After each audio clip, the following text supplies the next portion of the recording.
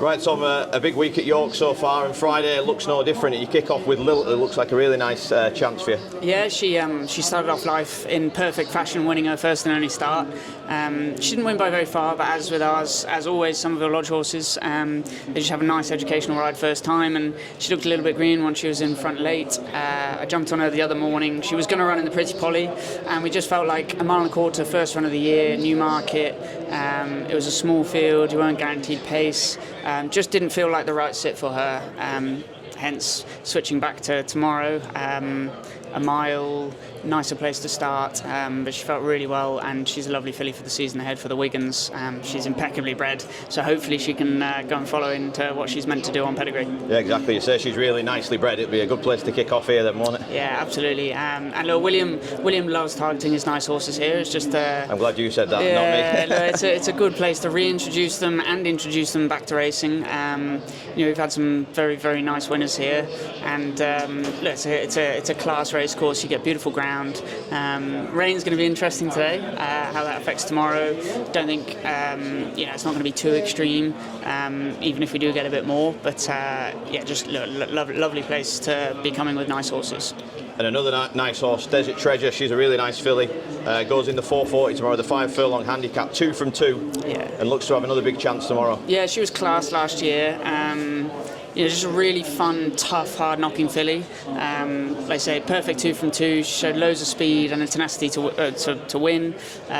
This is her seasonal reappearance. She's obviously stepping into deeper waters now. She's up against older horses like herself.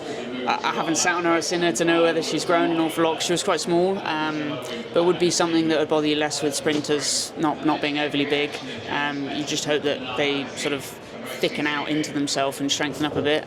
So look, hopefully she's done that for the winter, and she can start her season off well. She's got an opening mark of 83. I was having a look back through the form. The debut run looks better than the second one form-wise. There's a winner out of that's rated 80, so 83 looks decent on that basis, I suppose. Yeah, it'd be interesting. Like I said, that progression over the winter is the most pivotal part in things like that, I always think. Like what they do as a 2-year-old might have her at 83. She might be a 95 filly. She might be a 70 filly. You don't really know until you step back on as a 3-year-old, because it's comparative to everything around her. So look, interesting. Hopefully she's come on, and look, if she has the will to win that she had last year, then at least she's going to be super competitive. Third sort of top ride on the card is Wehead, another one for Haggis. Second to organise on debuts.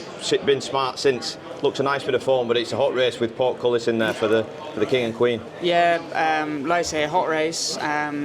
As should be at York, like good prize money novices. They're hard races to win up here.